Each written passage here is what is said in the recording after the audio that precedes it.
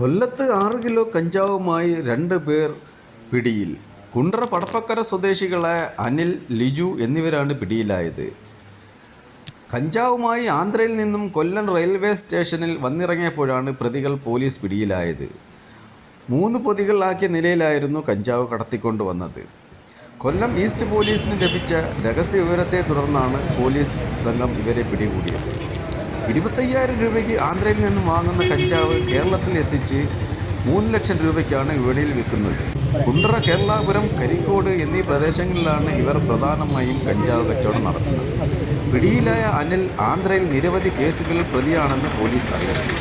Kollam city police കമ്മീഷണറിലുള്ള dance of ടീമും east പോലീസും ചേർന്നാണ് പ്രതികളെ അറസ്റ്റ് ചെയ്തത്.